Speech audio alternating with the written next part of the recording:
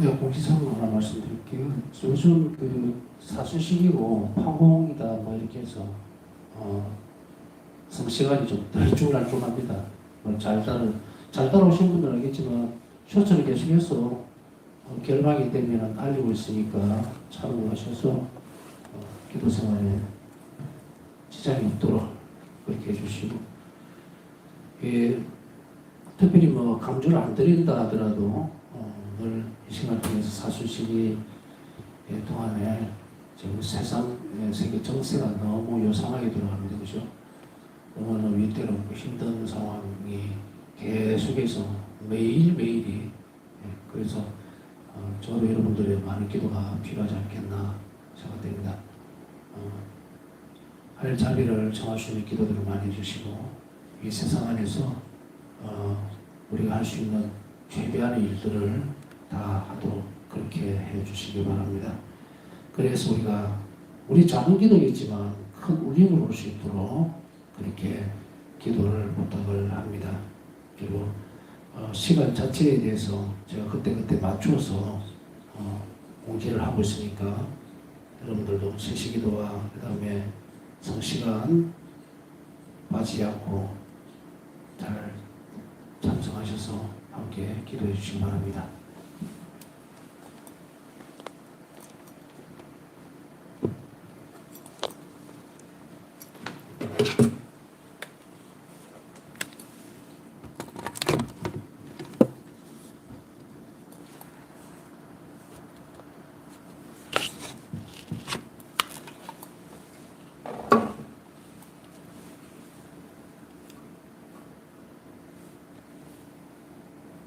네, 오늘은 제7점 고통을 통한 협력 238페이지 살펴보겠습니다. 인간은 고통을 받아들이려고 하지 않는다.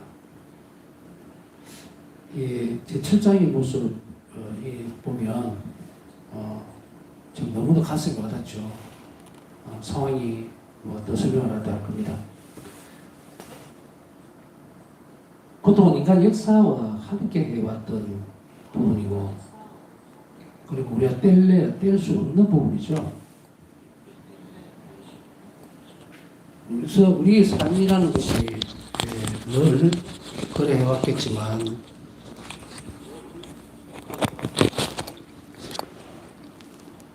고통과 더불어서 인간의 삶이 시작되고 끝난다고 해도 과언이 아니죠.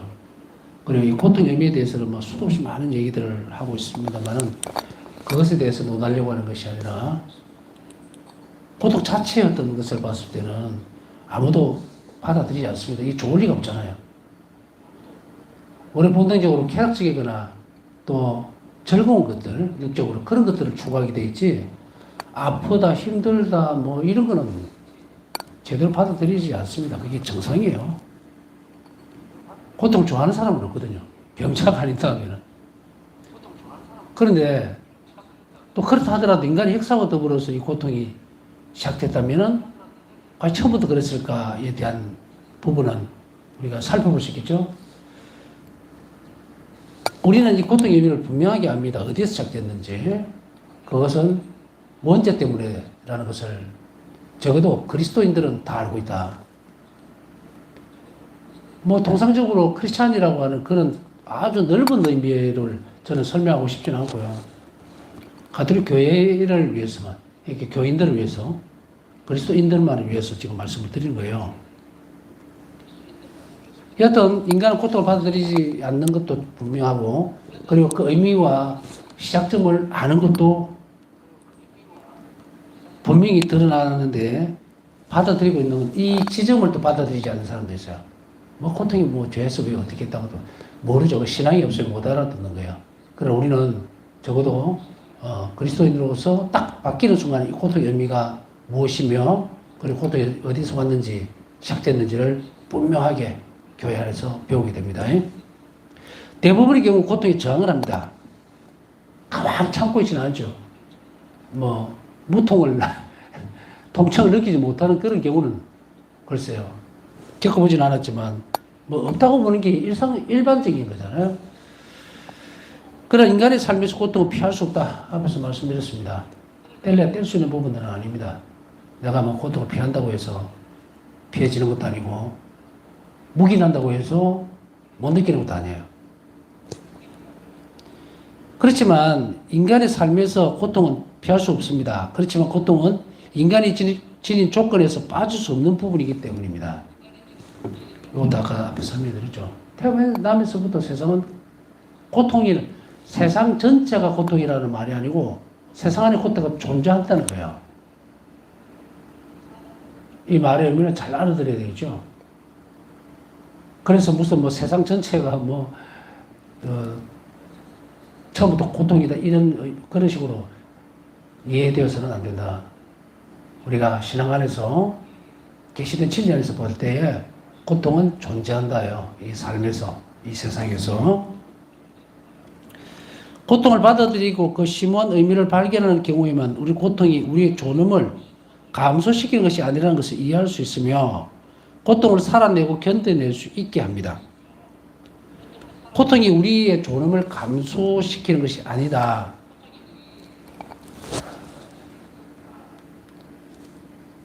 고통이 너무 심하면 자존감이 완전히 바닥을 치게 되죠. 그래서 교회는요, 환자들이 미사를 권하게 되더라도, 주의를 잘 지키지 못하게 되더라도, 거기에 대해서는 다른 어떤 것이 뭘 하지 않습니다. 부과하지 않습니다. 그렇지만, 방관자적인 입장에서 바라보고 있는 것만 아니에요. 환자니까 미사 참내 못할 수밖에 없습니다라고 딱 단정 짓는 것이 아니고, 그 고통 가운데서도 무엇을 할 수 있을지를 가르쳐 주죠. 사람이 고통의 의미를 알고 받아들일 때에 그 상태하고 막연하게 모르는 고통을 받아들이는 것하고는 상태가 완전히 달라요. 이게 적절한 표현은 되지 못하겠지만 오늘날의 우리 세상 속에 보면 불치병이라는 것이 참 종류가 많더라고요. 그런데 수없이 많은 고통을 겪는 환자들 가운데 예를 들어서 그 환자들이 끊임없이 질문을 하고 싶어 하는 것은 희망을 갖고 싶어 할 때에 그 작은 실마리가 되는 게 뭐냐면 이런 얘기를 합니다. 병명이라도 알았으면 좋겠다. 병명이라도 알았으면 좋겠다. 사실 고통이라는 큰 틀을 이렇게 들여다보면요. 고통이라는 게 예를 들어 병고라고 칠 때에 고통은 결국 병하고 연결이 되잖아요. 그 하나하나를 다 분석해내는 경우는 없습니다. 불가능해요. 이유도 없고 의미도 없고 뜻도 없고 이런 식으로 막 뭉쳐가는데 실제적으로 보면 전에 아주 오래전에 읽은 기억이 나기는 합니다. 불치병에 대해서 종류에 대해서 이렇게 이 세상에는 드러나지 않는 병들이 너무 많지만 고통을 당하고 있다. 이죠. 이랬을 때에 인간 존재가 창조주 하느님을 받아들이지 못하거나 혹은 그 존재 자체에 대해서 인식을 하지 못하게 되면 어떻게 됩니까? 인간은 처음부터 가치가 없어요. 마치 더 고통스럽게 태어나서 고통스럽게 죽는 식으로 가요. 그건 뭐 아까 말씀드렸듯이 고통의 의미를 모르기 때문이다. 어떤 사람에게 있어서 나는 그냥 고통을 당하는데 도대체 왜 고통을 당해야 되는지 이게 누구 탓인지도 모르고 의미도 모르고 뜻도 모른다. 아까 처음에 말씀드렸지 굉장히 불치병 환자가 이런 얘기를 했다 그랬잖아요. 선생님 제발 병명이라도 알면 좀 견딜 힘이라도 있을 텐데 왜 병명도 모르니까 희망이 완전히 없어버려요. 사람은요 참 묘한 존재예요. 이유와 의미를 알면 그걸 초월할 수 있는 존재가 사람입니다. 아무리 고통스럽고 어려워도 그 의미가 무엇인지 그리고 얼마나 가치 있는지를 받아들이면요 인간은 그걸 극복해내요. 이 저력은 있습니다. 그러나 여기 필요한 게 뭡니까? 하나님의 도우심이 반드시 있어야 해요. 그래서 교회는 이 고통의 의미를 분명하게 합니다. 그리스도 십자가 안에서. 고통을 통한 인간의 정화, 영혼의 정화, 그리고 고통을 통한 그 십자가의 길을 통해서 예수님과의 결합, 고통을 통한 희생으로서 이웃에게 자비를 베풀 수 있는 것, 이런 것들을 물론 예수님이 십자가 순환과 결합했을 때의 문제예요. 그래서 이렇게 펼쳐놓고 보면 고통은 그 의미가 확실하게 드러납니다. 그러나 그 원인은 뭔가를 살펴보면 놀랍게도 뭐 놀라운 일은 아니에요. 교리를 정상적으로 잘 받아왔으면 알고 있어요. 이 병고의 원인은 죄입니다. 이제 하느님이 주신 선물이 아니에요, 병고는. 분명히 해야 될 것은 병은 바로 원죄에서부터 시작이 되죠. 우리 교회 안에서 이 사실을 분명하게 인지하는 것은요, 우리가 겪어내야 되는 수없이 많은 고통이 우리 자신들을 거룩하게 만들고, 그리고 우리를 영원한 생명으로 이끌어가는 예수 그리스도의 십자가 때문에, 그 희생 때문에 인간의 고통은 의미 없어진 것이 아니라 구원의 통로가 되어버린 거예요. 그러면 우리의 삶은 완전히 360도로 바뀌겠죠. 한쪽은 병의 의미도 모르고, 내가 왜 아파야 되는지, 내가 왜 이런 걸 겪어야 되는지 아무것도 모르니까 어떻게 나오냐. 인간은 그냥 뭐예요? 무에 샀다가 무로 돌아간다. 이렇게 철학자들.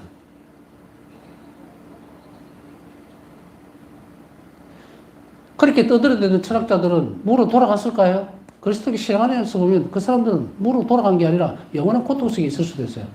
물론 여기서 판단은 제가 하지 않겠습니다. 지옥에 갔는지 연옥에 갔는지 그건 잘 모르겠고,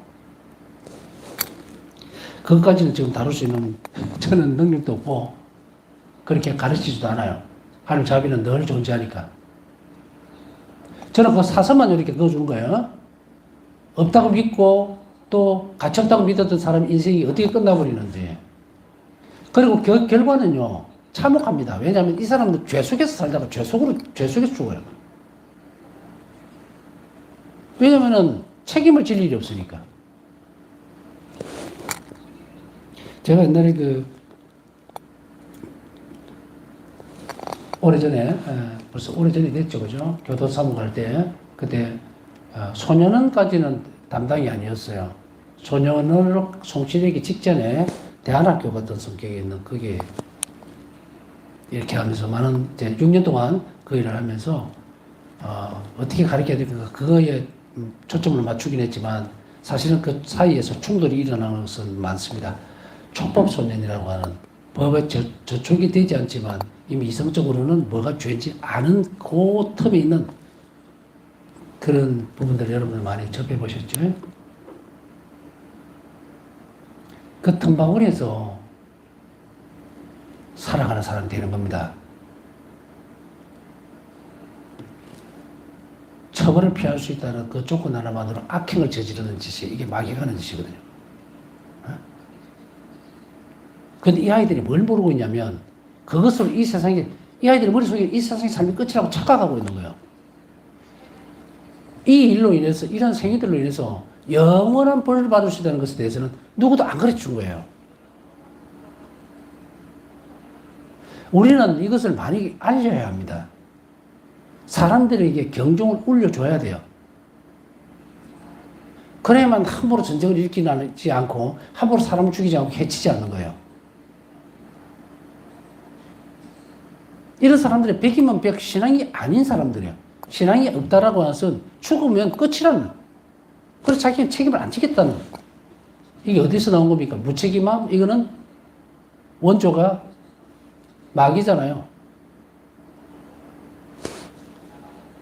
자, 이거를 사선을 갈라놓고 나면요, 이제 고통은 원인도 알았고, 이 고통을 의미있게 하는 것은, 또 그것이 가치있게 만드는 것은 뭐다? 하나님에게 돌아가는 거예요. 우리는 사수시기를 지내고 있죠. 사수시기에서 우리는 고통 의미를 분명하게 할 필요가 있어요.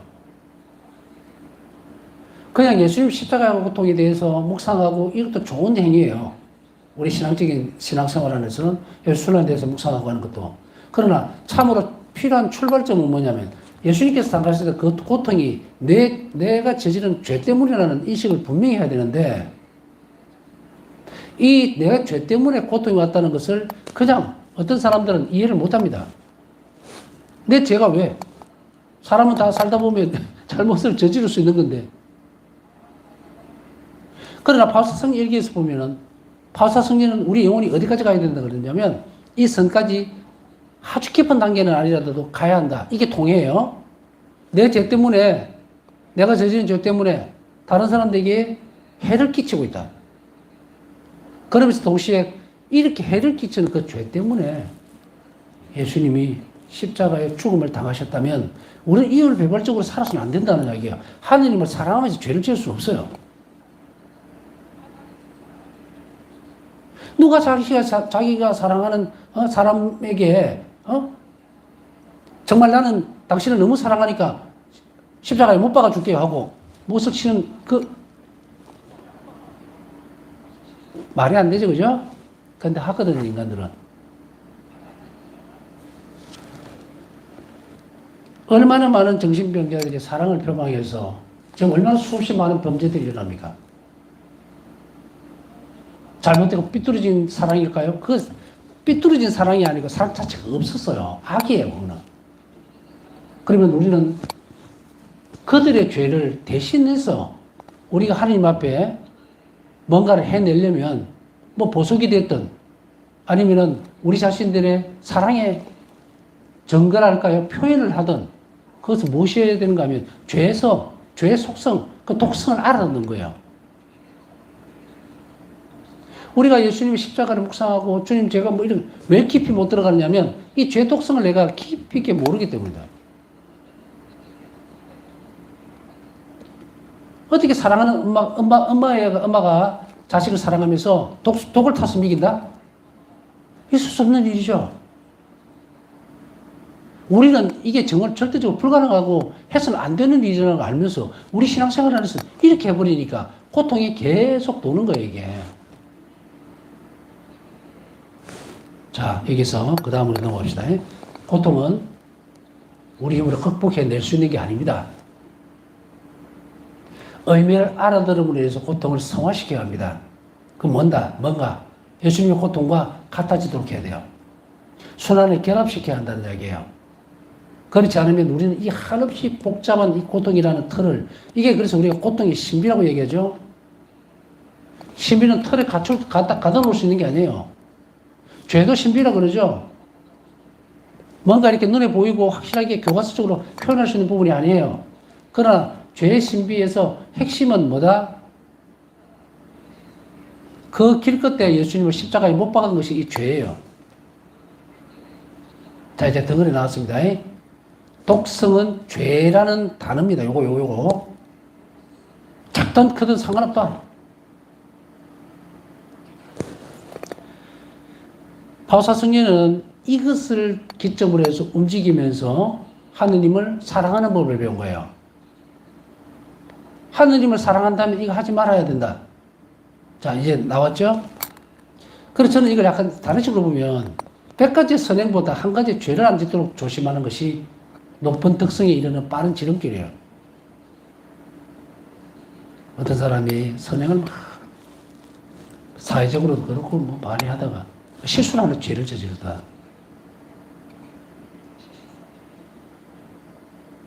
치명타입니다. 치명적이에요. 그렇기 때문에 바오사 성녀의 일기를 여러분들이 잘 읽으시면 예수님을 십자가에 못 박았던, 주님을 너무 아프게 했던 그것이 제가 아무리 작은 것이라더라도 나는 안 짓겠다. 그걸 위해서 노력하겠다. 그럼 우리는 죄에 대해서 적극적으로 이 죄를 안 지으려면 어떻게 해야 될 것인가? 그 출발점은요, 자비로님이 하는 거예요. 죄는 자비가 완전 상극입니다, 상극. 그래서 기준을 하나 딱 세워놓으면 이거예요. 그러면 이 상황을 가지고 가면 어떻게 될까요?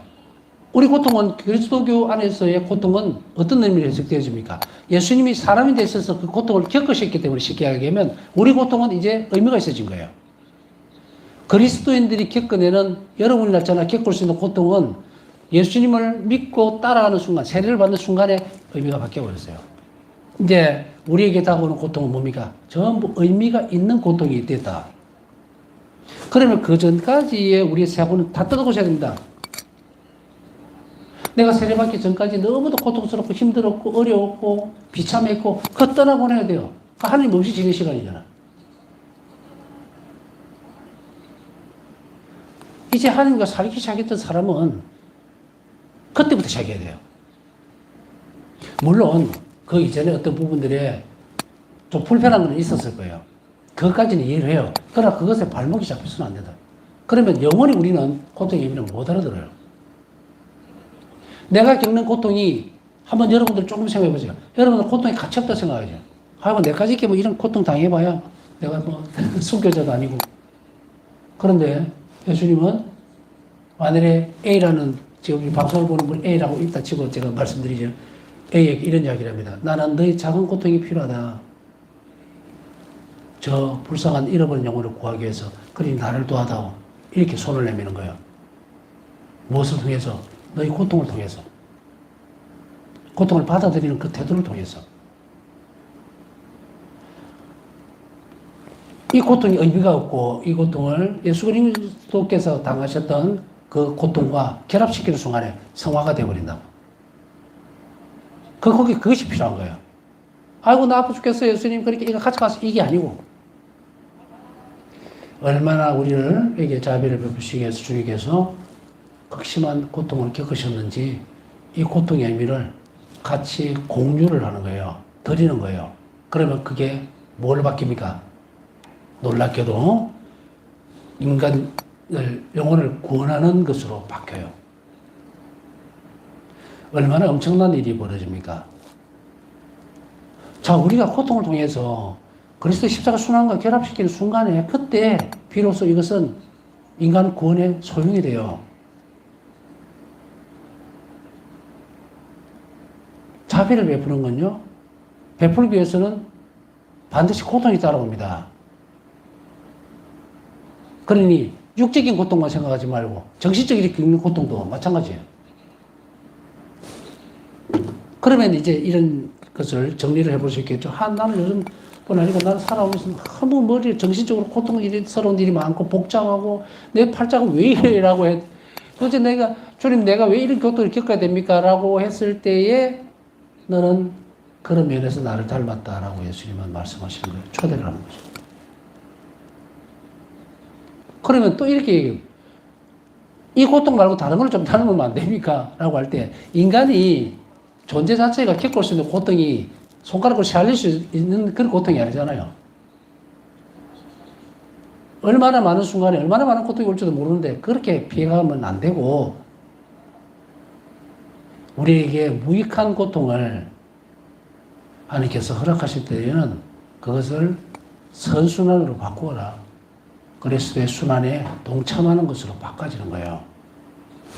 자, 여러분들 한번 생각해 보세요. 오늘 하루 종일을 지내면서 예수 그리스도의 십자가상의 고통, 예수님께서 겪으셨던 고통을 내가 어떻게 동참을 할까요? 뭐 손가락을 비틀어서 허벅지를 꼬집어서 그 고통으로 예수님하고 맞춰야 될까요? 억지로 안 되죠, 그죠? 그런데 오늘 하루 가만히 눈을 감고 묵상해 보십시오. 나중에 오늘 참 힘들었어. 마음으로도 힘들었고 잘 극복해내려고 애를 썼어. 그걸 드리라는 거예요. 우리가 만들어낼 수 있는 예수님 순환에 동참할 수 있는 기회는 그렇게 안 많습니다. 바사성인은 24시간 예수님 순환과 결합해가 있었어요. 그럼 어떻게 했을까? 늘 그러면 막 고통스러운 어떤 일들, 물론 바사성인과 결핵 앓고 하실 때는 정말로 비참해요. 그죠? 일개 드러나는 경우는 못 들어도 정말 등골이 싸할 정도로 너무너무 힘들은, 너무 고통스러워서 다 토사를 이렇게 해놓고 그게 기절해가 있기도 하고, 정신을 잃기도 하고, 이제 그 고통의 시기, 그 이전에는 그럼 먹다가 이것만 있었을까? 아닙니다. 바사성녀는 예수님 순환을 묵상하면 할수록 깊이 있게 더 들어갔죠. 그렇게 함으로 해서 바사성녀는 늘 자비로운 일에 고통이 따라오는 것을 알고 당시 자신을 희생으로 내놓음으로 인해서 어떻게 됩니까? 예수님 순환과 24시간을 같이 했던 거예요. 자비신비를 묵상하고 늘 이웃에게 자비로운 태도를 가져간다는 것. 24시간을 늘 의탁하는 태도를 유지한다는 것. 어떤 상황이나 사건이 툭 튀어올랐을 때만 자비로운 것이 아니에요. 우리 영혼이 자비로 바뀌게 되면 이건 24시간 돌아가요. 깨서 활동할 때는 깨서 활동하는 대로, 잠이 들었을 때는 잠이 드는 대로. 이게 우리가 이렇게 영원히 가꾸어져야 되는 부분들이라면 고통의 의미는 분명히 짚고 넘어가야 된다.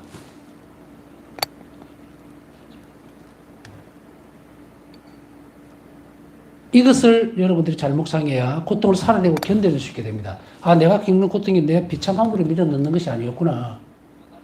그러나 여기는 분명히 간격은 있습니다.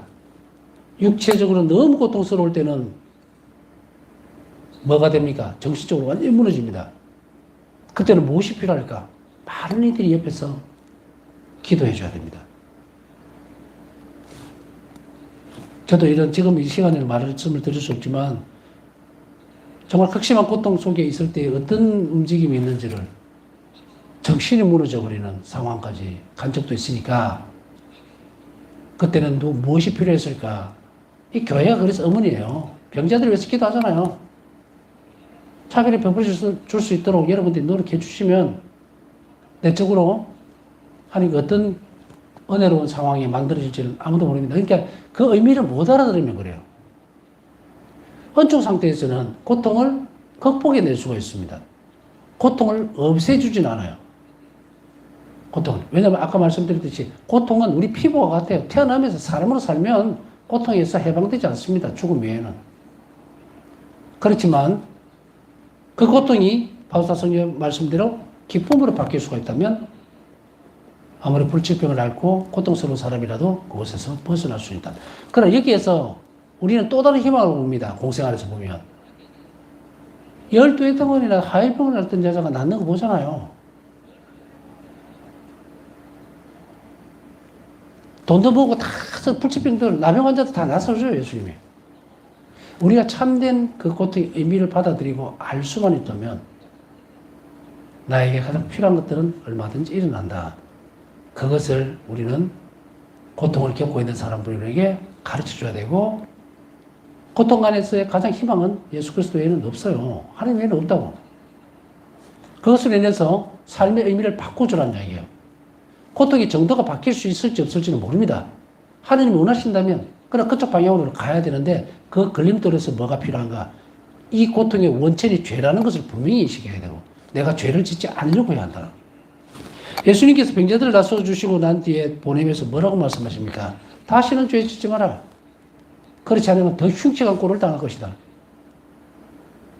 근원에 대해서는 분명히 지적하고 넘어가죠.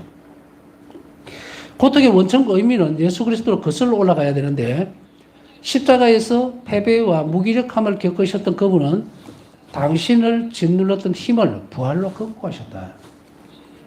이를 통해 그분은 성리에 대한 완전히 새로운 개념을 보여주신다. 이 장의 첫 부분이에요. 성리에 대한 완전한 새로운 개념. 성리가 무엇일까에 대한 것은 이런 것이 성리다. 그것을 분명하게 합니다. 그리스도의 고통과 결합하여 매일의 임무에서 자신의 십자가를 짐으로써 이 장의 둘째 부분입니다. 그 다음에 고통의 구원적 가치는 점차로 드러날 것이다. 이 장의 셋째 부분에서 드러납니다. 1번 이 장의 첫째 부분, 두 번째 부분, 세 부분 미리 보신 분은 알겠지만 지금 배우는 거예요. 앞에 있는 부분이 아니고 지금 앞으로 이 부분을 나눠서 이렇게 볼 거다 이 말입니다. 성리에 대한 완전히 새로운 개념을 한번 살펴봅시다. 자, 첫 번째로 그리스도의 고통. 구원을 위한 하나님의 사랑의 표현. 그리스도의 고통은 구원을 위해서 하나님의 사랑의 표현입니다. 십자가 없이는 우리 구원이 없죠. 그러면 십자가는 단순하게 죄만 용서해 주신 것인가? 아니라고 얘기했잖아요. 우리에게 차별을 베풀게 했어요. 죄에서의 해방뿐 아니고 영원히 살 수 있도록 이게 자비예요. 그래서 사순시기를 정말 뜻깊게 보내라는 소리는 안 합니다. 아무 소용이 없어요. 은혜롭게 보내라. 은총 가운데 보내라. 그럼 뭘 해야 될까? 이 사순시기 동안 40일 동안 우리가 묵상해야 되는 것은 주님께서 저 십자가를 지고 가심으로 해서 그리스도께서 나에게 어떤 자비를 베푸셨는지를 봐야 된다. 이걸 찾아내는 것은 대단히 어렵다? 아니요. 은총이 풍부한 시간입니다, 요새. 십자가를 가면서, 이 길을 가면서, 감정적으로 그냥 자신의 지은 죄에 대해서 펑펑 울거나 아니면 그냥 예수님 너무 불쌍해 보였어? 인간이 뭐라고 예수님 불쌍하느냐 아니에요. 불쌍함, 우리가 감히 인간이 하나님 보면서 불쌍하다고 왜 느끼느냐. 불쌍함이 아니라 사랑을 보라고, 사랑. 나를 얼마나 사랑하셨으면 그 완성된 길을 가시기 위해서 그렇게 끊임없이 계속 가셨을까. 그럼 내 고통 가운데서도 예수님은 계속 나와 함께 가셨던 거예요. 그래서 우리는 이 십자가의 살아가, 이 길을 우리는 무엇으로 봐야 될 것인가? 자비로 봐야 된다. 어떤 자비로? 그럼 어떤 사람은 이렇게 해줘. 내가 평생을 살아오면서 참 하나님 자비를 한번 느껴본 적이 없는데 라고 하면 이제 봐야 돼요. 다른 거 다 내가 너무 불행하고 힘들었는데 그런 상황에서 내가 하나님 자비를 느끼지 못하고 있었다면 제대로 보라고. 이거 한 가지를 더 짚고 넘어갈까요? 예를 들어서 내가 50평 동안 그 하나님 자비를 난 이번 기억이 별로 없고 전혀 그런 것 없이 너무 힘들고 고통스럽게 살았는데 라고 하면 그 사람에게는 딱 무슨 얘기를 해주게 되냐면 당신이 살아있는 게 하나님 자비를 입은 거라고. 지금 이 순간도 안 죽고 살아있지? 그러면 하나님 자비를 베푼 거야, 당신에게. 왜? 지금부터라도 자비롭게 삶으로 인해서 구원받을 기회를 준 거잖아. 세상 가운데 얼마나 많은 사람들이 지금 세상을 떠나고 없는지 잘 둘러보라고. 자, 시작점이 됐죠, 이게가. 이제 그 상황 속에서 내가 하는 자비를 어떻게 받아들이고 입을 것인가, 또 입었는가에 대해서 살펴봐야 되겠죠. 이거는 묵상이 없이는 불가능한 문제예요.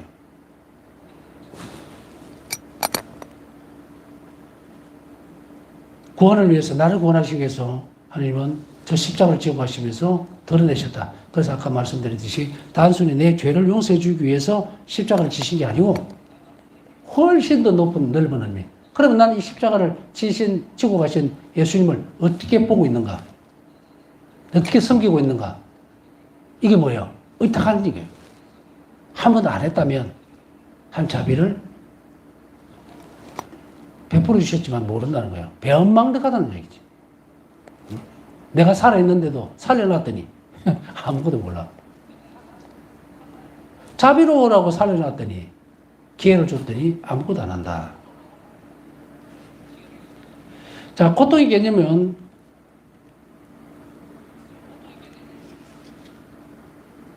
동사 바스코의 기운이, 이거 아마 발음이 맞지 싶습니다. 왜냐면 너무 오래전에 배운 신학교 졸업한 지가 너무 오래돼가지고. 이는 라틴어 파시오에서 유래한 것으로 모든 종류의 아픔, 신체적, 도덕적, 영적인 고통이라는 것은 바로 이걸 다 포함한다.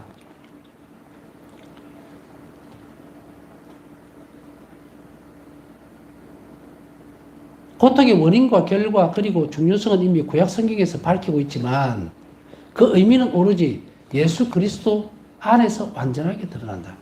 왜냐하면 부활이 없었기 때문에 고통의 완전한 의미가 안 드러난다는 이야기예요. 욥기 보십시오. 고통에 대해서 드러내고 있지만 의미를 완전히 드러내지는 않습니다. 고통을 왜 겪어야 되는지 몰라요.